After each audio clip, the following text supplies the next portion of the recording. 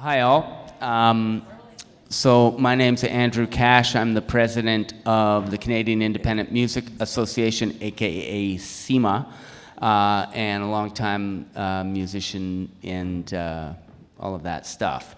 I'm honored to be here today, and our organization, CIMA, is also very proud to be a participant and a partner and sponsor of this event.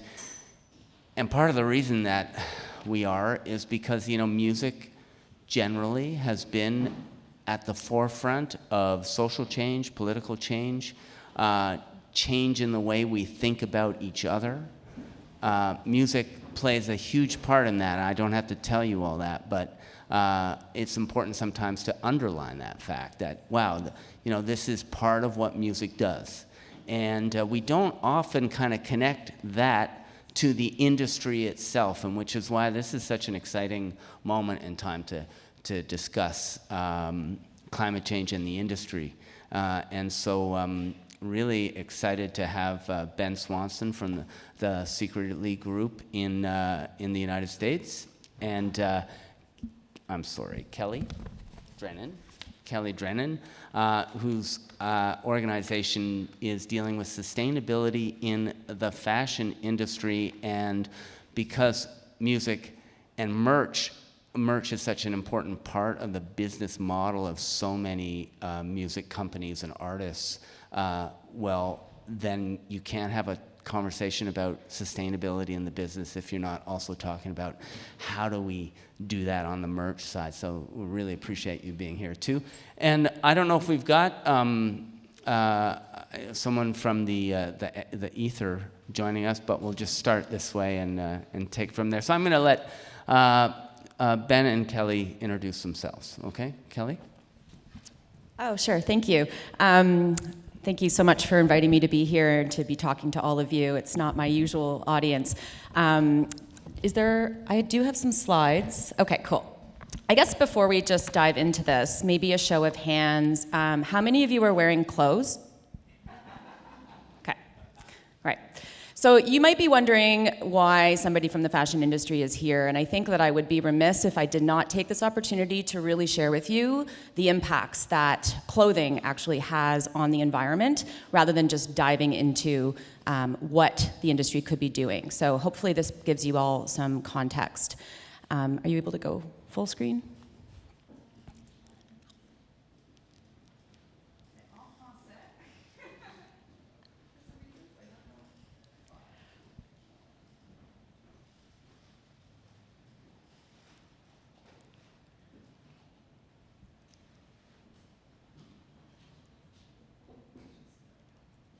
No worries.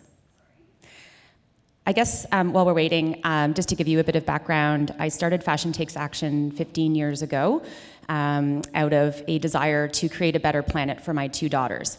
I had been working in the fashion industry for many years before that, mainly doing events and PR, and was just really had some aha moments that really led me towards creating this nonprofit organization.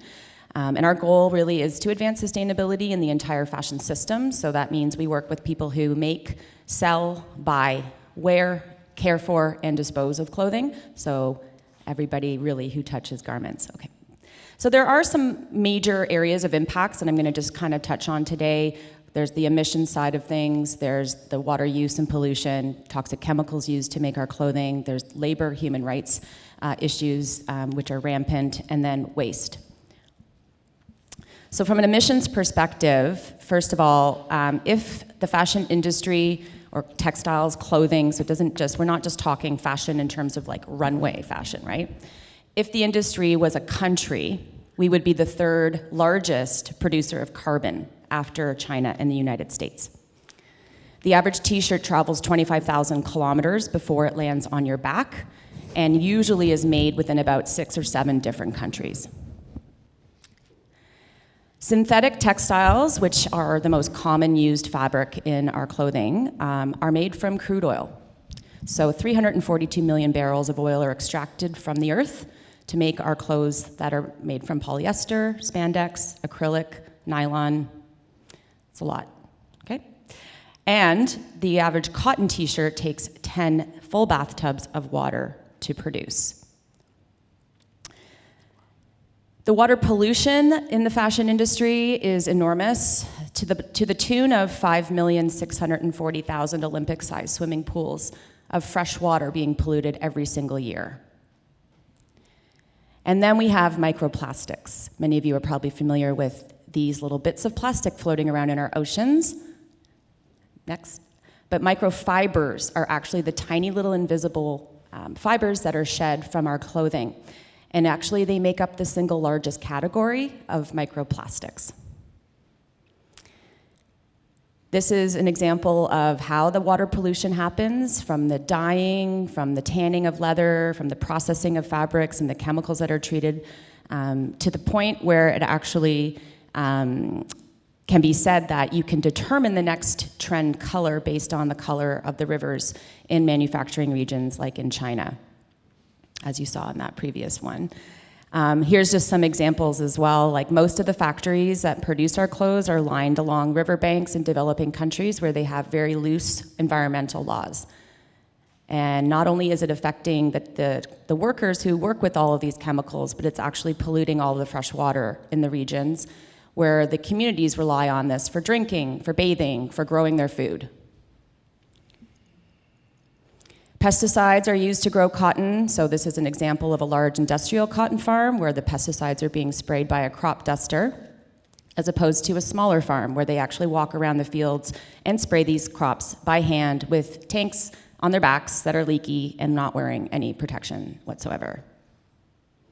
The working conditions of the factories are really, really poor. You may be familiar with the Rana Plaza factory collapse in Bangladesh in 2013. It killed 1,100 garment workers and injured thousands more. There were cracks in the foundation. They were noticed, but they were ignored because of the pressure that factory owners have from brands to meet their deadlines. Child labor is still very rampant in this industry. So there's 75 million garment workers in the world. Most of them are women. 2.5 million of them are kids between the ages of 7 and 14. 2.5 million. And then there's waste. So 92 million tons of our clothing waste ends up in landfills globally every single year. In Canada alone, it's 500,000 tons, which is roughly 50 skating arenas full of textiles that go into Canada's landfills every year. So we can do better. So I'm here to really now talk about merch, specifically in the music industry. And there are a few things that obviously need to be considered when you're thinking about t-shirts, hats, bags, whatever it is that you're selling that's made from textiles. One of the things that we talk a lot about is the 7 R's of fashion. So you might be familiar with the 3R waste hierarchy: reduce, reuse, recycle. So we've added a few more in here: repair, rental, resale, and repurpose. And some of these can apply to the music industry as well. So first off, look for certified organic fibers when you're sourcing your t-shirts. Certification is really important because anybody can say it's organic, but if they don't have, say, a GOTS, the Global Organic Textile Standard certification, to back up those claims, then it's likely not organic. Using recycled fibers is becoming a lot more popular these days. However, when you do see recycled content in a t-shirt, it's actually coming from recycled plastic bottles.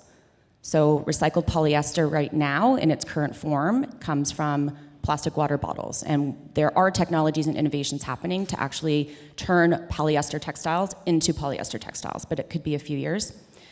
Zero waste design, look for businesses that really have this sort of values in terms of like when they're cutting and the scraps that they have left over from the big fabric roll. Are they using those scraps somehow in other products? Are they recycling them?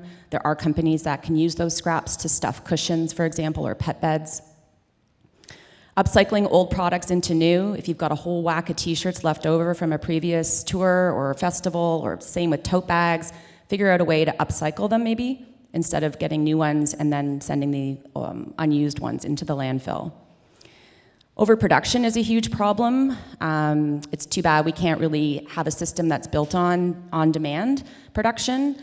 But if you can learn from past mistakes, if you actually have a bunch of merch left over, then you simply ordered too much of it, and the next time you need to think about that. And then finally, sourcing locally. If it's locally made, that's even better.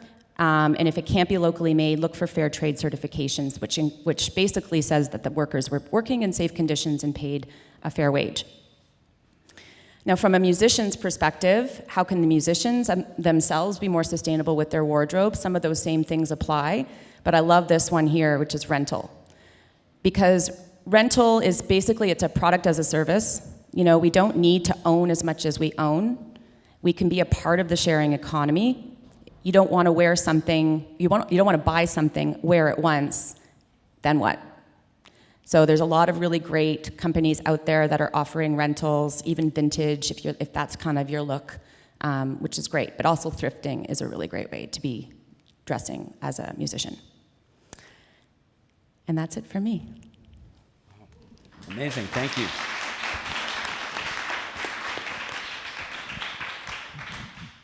Okay, Ben, take it away. Yeah, hi, my name is Ben Swanson. I'm one of the co-founders of Secretly Group. We're a collection of labels in the US, based in the US, Secretly Canadian, Jaguar, Dead Oceans, and Satisfactory. And I guess why I came up here or was invited, thank you so much for inviting me, is we celebrated our 25th anniversary last year, and you know, sustainability is something that's always been a core value of ours, you know, since the beginning. You know, for many years, just didn't really have a great way to direct that energy. You know, we tried a lot of different things, and some of them were really dumb in hindsight and very ineffective. And so, which, you know, is part of the journey. Is the big lesson is it's a journey. But, you know, kind of, you know, we kind of, after a while, we kind of kept waiting for someone or something to come along to make it a little bit easier, to show us the path forward, or to, you know, kind of tell us what to do, and nobody was coming. And so we just got really frustrated and just decided to really get organized about it and intentional about it and just dive into it and do the best we could. And so, you know, and that ended up kind of dovetailing with our 25th anniversary. And, you know, we found a sustainability consultant, this woman, Jen, who's in Austin, and she's awesome. And she really, you know, I call her our Sherpa. She's really been like guiding us through this really knotty path. And you know, last year we pledged to go carbon negative by our 30th anniversary in 2026. And so we rolled up our sleeves, and thank you. You know, it's a lot of spreadsheet work and a lot of data crunching, and it's mind-numbing. But you know, but we started to figure out how we could do that and wrap our heads around that, and sort of through that process, kind of, you know, there's a lot of like existential crises that happen along that path of like how much is good enough and all that. And we kind of developed these different, I don't know, they're not heuristics along the way, you know, like, and I think like the big message for me is, you know, this real acceptance of like how, when one of the big trepidations that we had going into it was like, we need to be perfect, and if we're not perfect, you know, there's gonna be a huge backlash against us, and a lot of like the trolls will come out of the woodwork.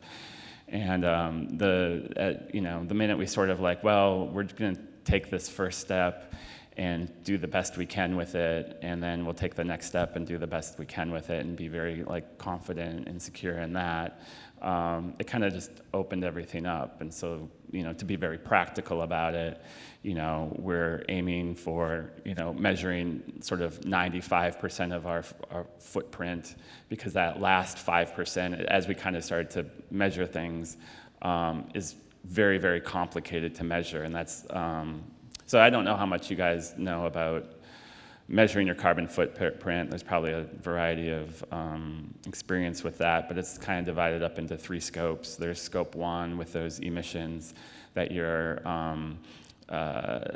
responsible for on premise, and that usually is the result of like the gas you're burning to heat your space.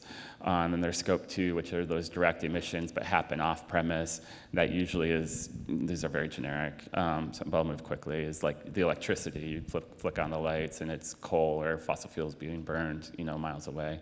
Or if you have a truck or a van for your band or whatever, that's gas that you're responsible for, but it's kind of like off premise. And those are kind of the easy ones, because a lot of it's just like looking at your utility bills, and then and doing the carbon calculations off of that. The really hard one is the scope 3, where you're looking up and down your supply chain. Is like, what does it cost to make your vinyl and to ship it out, and you highlighted some of the supply chain issues, and there are calculations out there, but it's very, very hard, and it's like the very expensive one to not just measure but to offset. And we are committed to offsetting our scopes 1 through 3, but as we start to get into it, is like, at what point is it our responsibility, and at what point is it someone else's responsibility? And we had many, many discussions about that. And I don't know that we're right on any of that, and I won't bore you with it. I'm happy to talk to people about that later. But yeah, I'm rambling now. But I think my message is that, what I would encourage you all to do is, like, the scopes 1 and 2 are a lot easier to figure out than you would think, and it's a lot cheaper than you would think. Just to give you a sense, I'd like to talk in numbers, because a lot of this is like, oh, we want to do this, but what does it actually cost?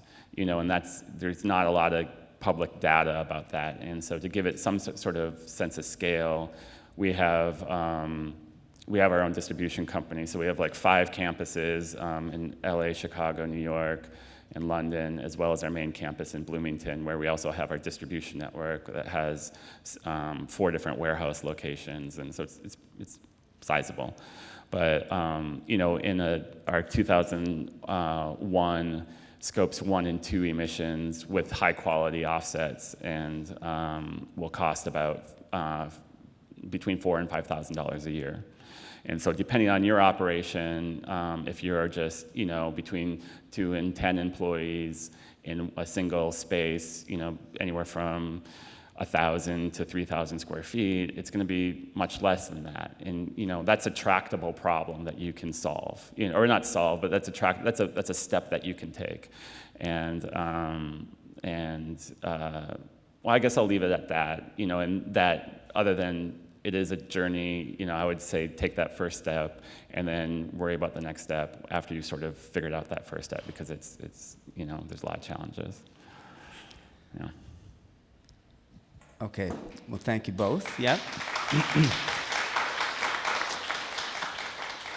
Just so we get some context about Secretly, what, if you, to the best of your ability, how would you describe how big your company is? Like, what's the size of your company? Yeah, we have a handful of record labels. We have a publishing company. We have a distribution company that distributes our labels, as well as about 150 other labels and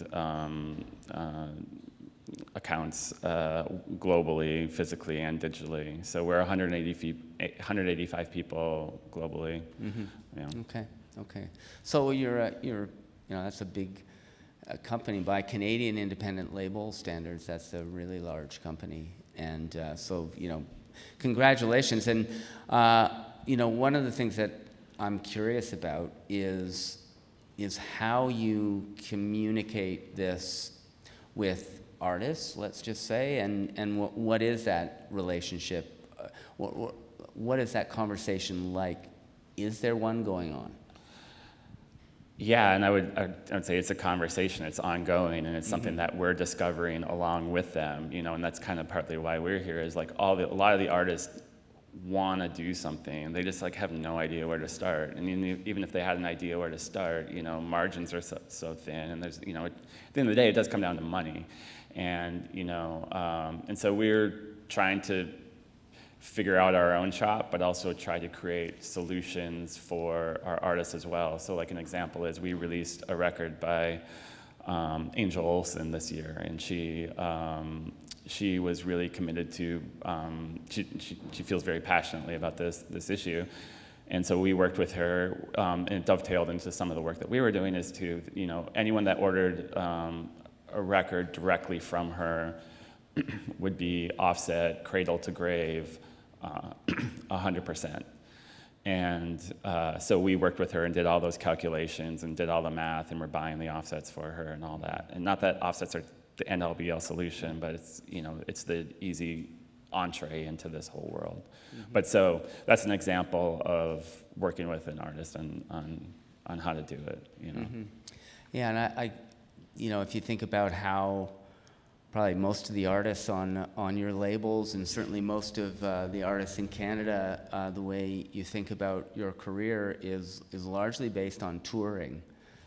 So you're filling up that van, yeah. and as you say, the margins are tight, right? And I think there's many artists out there who the money they take home at the end of the day or the end of a tour is actually their merch money, mm-hmm. And so maybe for both of you, maybe I'd be interested in a little quick back and forth. How, first of all, that was a very powerful PowerPoint. It was really, quite, striking.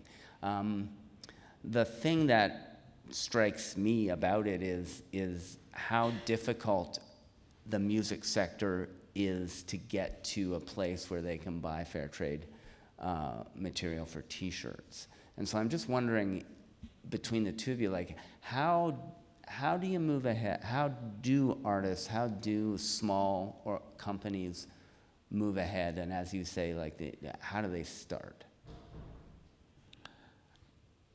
I think for us, it's kind of like my larger message. It's just like one step at a time. It's like you get the, some of it's like some products aren't widely available mm-hmm. or yeah. available in a way that's economically sustainable, or whatever. But like if you can buy the organic shirt over the non-organic shirt, that's something. I think overproduction is a massive thing, but I think little steps do add up a lot over time, and it creates some forward momentum for whatever the bleeding edge technology or new product or process or what have you to permeate a little bit more, and it shows that people do care about this. Mm-hmm. Mm-hmm. And yeah. Sure, thank you. Yeah, I think, there was talk earlier about, first of all, to the point of the PowerPoint, it's that sort of knowing moment, and I like to have those sort of visuals because I feel like when you see something, you can't unsee it. So when you know something, you can't unknow it. So hopefully some of those images also resonated with a lot of you. It isn't easy. Doing the right thing isn't easy. And unfortunately, it costs more money. It's the same in other sectors. You look at the food sector, like eating organic or eating locally costs more money. Like, it's just the way it is, unfortunately, right now. But I think once you understand the true cost of things, so you know that a t-shirt that's $5 means somebody wasn't paid to make that t-shirt. In fact, any garment that's under $20 means that the people who made that garment were paid very little to nothing to make that garment. I think the other thing that you need to consider is that there's a surge in this sort of consumer awareness around sustainability, and Gen Zs are driving this. They, more than any other generation, want to know what goes into the products that they're buying. And so if you can turn this into a story, if you can afford to spend an extra $1 or $2 on a t-shirt that was made fairly or from organic cotton, then there's a story there that you can tell. And you're going to actually create more fans and more followers because they're going to actually align with your values. You're going to reflect their values back at them. So yes, it's maybe a bit of a risk financially, but it's an investment that we just have to make. Mm-hmm. Mm-hmm. I'm wondering on, in your community of labels and the independent music community in the U.S. Are there other labels that are taking a look at? I'm imagining a lot of people are watching what you're doing, and seeing if, hey, can I do something like this? Are you having those kind of conversations? Yeah, for sure. Like, I mean, there's our peer labels like Beggars Group and Ninja Tune have their climate projects that they're working on, and they're doing really good work.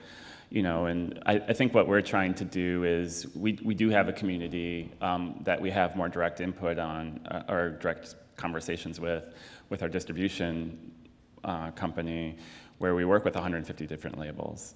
And, we've done a lot of that work because most of their physical product flows through us. And so we can do those calculations. We have to do them anyway so we can offset ours. So we can say, if like they can say a certain percentage of their product is offset or carbon offset or whatever. But if they want to go the full breadth of that, it's a very easy number to give them. And in addition to that, there is a little bit of economy scale if the more, I don't know why I'm obsessing over offsets, it's just kind of the easy entree into it. But we can help them do that through that process. And I guess that's what I would say to y'all is, like, I am not an expert. We're like maybe on steps 2 or 3 of the marathon. A lot of people haven't even taken that first step yet. And that first step is really challenging. But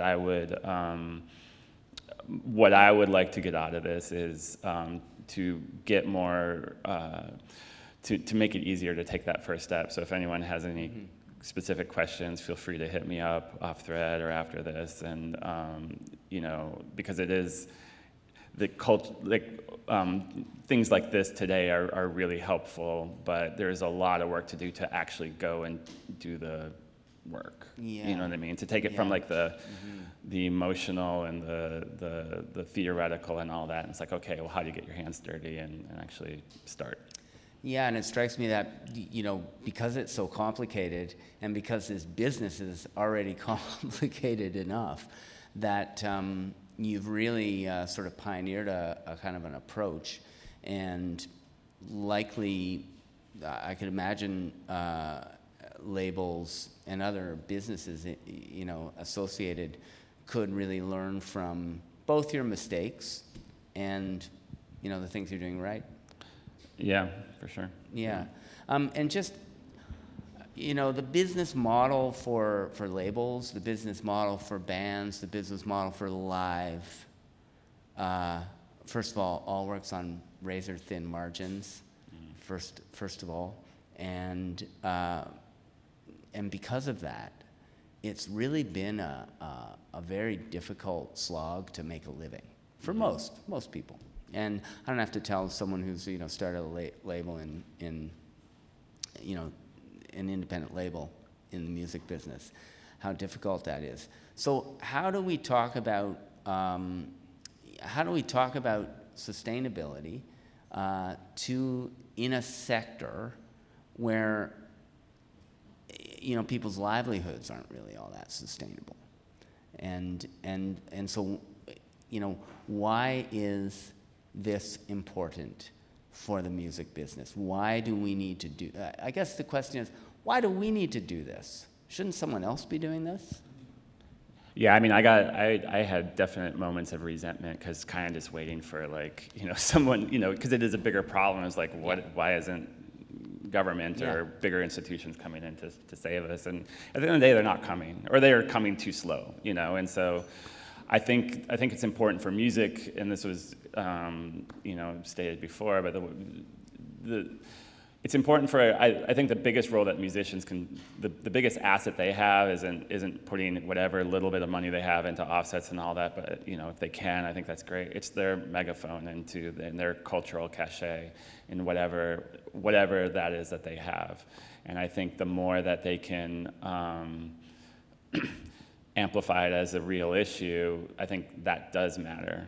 Being more on the industry side, I do think we should flex whatever tiny little muscle we have to make a difference, and that's the best that we can do. And if we can make it a little bit easier for the next person to do it, we're here for that, you know. But you know, I think it's a trillion tiny steps, and you know, I think that's a, you know, I don't know. But what we can do as culture-oriented companies is affect culture. Yeah. You know, and I think that's at the end of the day, our remit. So like our leverage or our power in this broader conversation about sustainability is the fact that there's a platform there, a public platform. Yeah, and like no disrespect to like bankers, but like if you're a banker, no one gives a fuck what you say. You know, I'm sorry. You know, no one's interested. You know, but they have other kind of power. But like if you're a musician, it's like people listen to you. You know. Yeah. Yeah, you raise a really good point there, and I think a lot of the time, even just within my own industry, it's the same kind of thing. Like, why fashion? Well, we know, I think now you know why fashion. But it does take influencers and celebrities and artists to really, you know, step up on that soapbox and encourage their fans and their followers to get on the journey with them. You know, nobody is perfect. It is about little steps and collective action, as we've heard before. It's really important that each of us individually does our part, and then collectively. So collectively as an industry, the music industry has a lot of power. And if everybody is doing something, even if it's small, that is something good. And then talking about it is really, this is a great first step. To be sitting here today talking to all of you and to hear all of these conversations that are happening is so encouraging. We're starting to do that now in the film industry as well, working with costume designers and wardrobe folks, because they also have a big footprint, right? So, Yeah. So I'm just wondering, I don't know what the format is here, but I see a microphone, and we're a small group. So we might not even need it. But does anyone have a question right out of the gate here? Okay, we'll go for you and then you, okay? So it's a subject that is really important and I'm passionate about. So I always go to tours, events and stuff, and I'm like, yeah, merch is a big thing. And I always think, like, why does it always have to be shirts? Why does it always have to be shirts? How many shirts can one own? Can we have socks? We can have gloves. We have aprons. Other alternatives that is like, if you must get the cheaper option, get something that's really useful for some people. Something that like you're not gonna have too many of them in the same drawer that doesn't close anymore. It's just a real suggestion. So just, you know, in sum, what you're saying is there any way we can diversify the offerings that you can get at shows? And I'm wondering, have you seen some of that? Either of you? well, I would just first say that if, is this one? I don't think it's on. Is it? No. Is there a little switch there? I don't know. There, maybe. Is that on now? Yes. For those of you who are the purchasers of those shirts, upcycle them.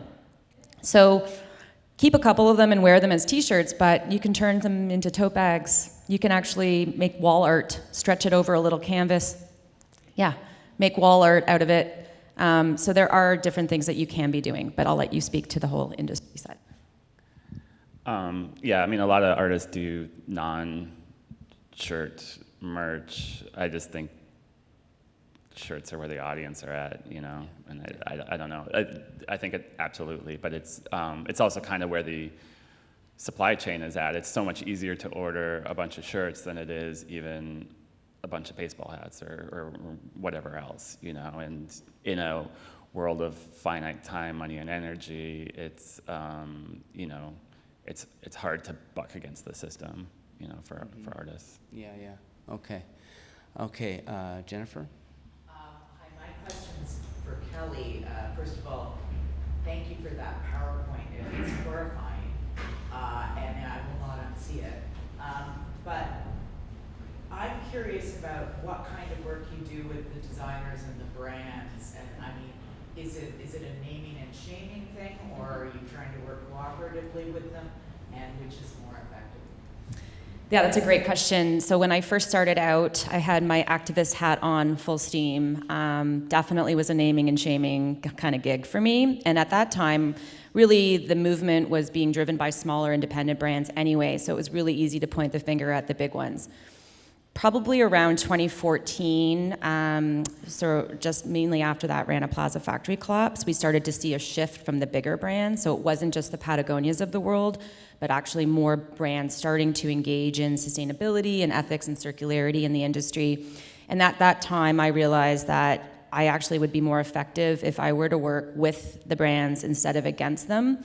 And so over the last 8 or 9 years, we've been running a conference. It's called the World Ethical Apparel Roundtable, or the WEAR Conference, for the industry, mainly in Canada, but we do attract some from the US and Europe as well, to really help educate them. And then there's a number of other sort of projects that we do that we sort of, take groups through a process of understanding everything from sourcing the material to recycling it at the end.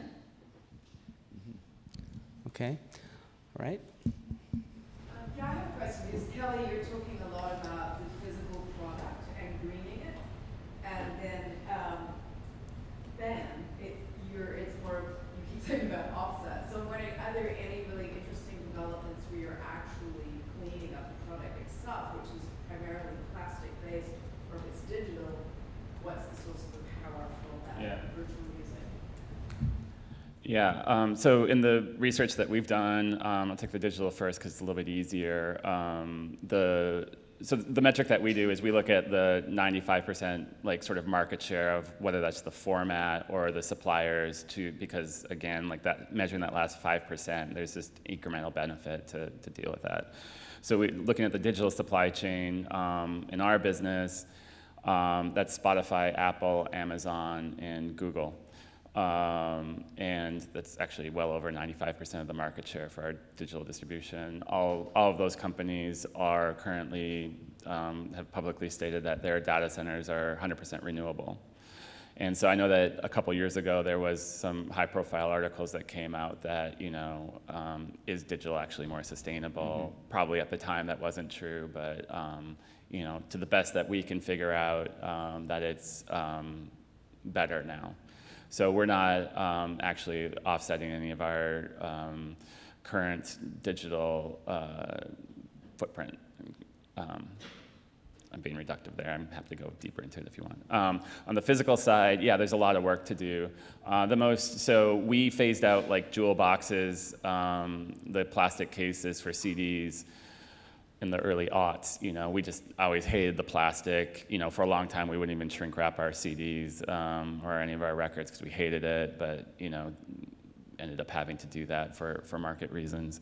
But we were doing paper wallets for a long time for CDs. And outside of a few very annoying artists that wanted their stupid little plastic boxes. But the big thing is vinyl. We are a partner in a vinyl plant in New Jersey. It's something we're looking at. We're looking at solarizing and looking at the scopes 1 and 2 emissions quite a bit. That's a much bigger issue. It's hard, but we're working on it. And then there's the actual compound, the PVC. I will say there's a lot of work being done on it. There's not anything that's viable yet, but there is a really exciting company out of the UK called Evolution Music who is developing a bioplastic that is actually biodegradable. It's supposed to be shelf stable for 50 years, but if you want to stick it in your garden, it would degrade in however many weeks. They've done a few tests on that with Earth% and a few other really small micro tests of editions of 50. They did, I think it was Earth Day last year, or maybe this year. They did a 12-inch with Angel Olsen and Porridge Radio, 2 of our artists, and 2 other artists, and auctioned them off for limited 50 copies of them as sort of a pilot run.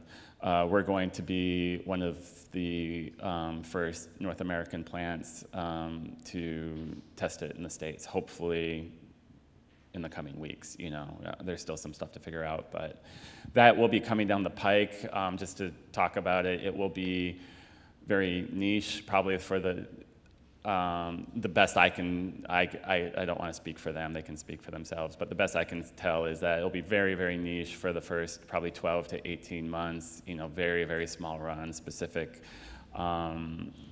artists doing it, and then it will kind of turn into a expensive color variant, like a tricolor or something, and be like, a couple bucks more a unit than what a standard vinyl costs. But by their metric, those costs will begin to decrease over the coming years as they figure out their supply chain and their process. So they've been talking about it for a while. They do seem very much on the cusp of it. I'm very excited about it, but it's not quite there yet. Yeah. I just thought of something, and I'm not an expert in this sort of digital metaverse space, but what about like NFTs or like, some sort of meta product, that bands could offer to the people, their fans who are really into that stuff. So make less shirts and sell a digital one. Just a thought. Okay. Okay, at the back?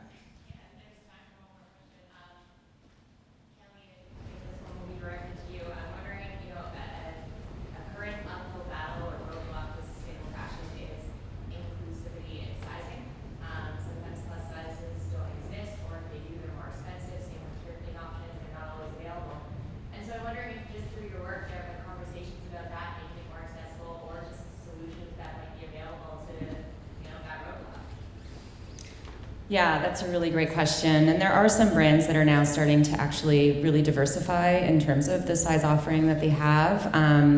Not all of them are, and I mean, it's a problem, not even take the word sustainable out. It's a problem in the fashion industry, right? But you do have some sustainable brands that are now offering plus sizes. Just your thumb there. Yeah. There's a great one, a Canadian one even, called Encircled. She makes locally, she makes from sustainable materials, and she goes up to, I think, like a 2022. So we're starting to see some signs of it, but it's, the industry as a whole really needs to actually be doing more there.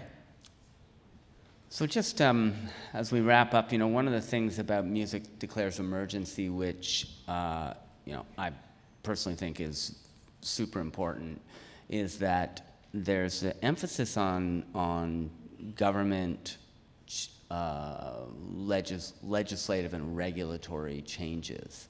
And we see in the fashion industry that clearly, if the rules were different, designers and companies would act differently. And I see, in the music sector, there's a lot of people doing a lot of things. It's hard work, and as we've said, it's like the margins are thin. So I'm just wondering, as we wrap up, what are your thoughts around how we, as a sector, can help to push governments towards the right path and decision? And so in the U.S., it's obviously a different scenario than Canada, but maybe you can just quickly give a bit of thought around how we move government regulation. Then we're wrapping up. Yep. I think in the U.S. it's probably just I would say act locally and engage locally as much as possible. It's a little bit more tractable that way, and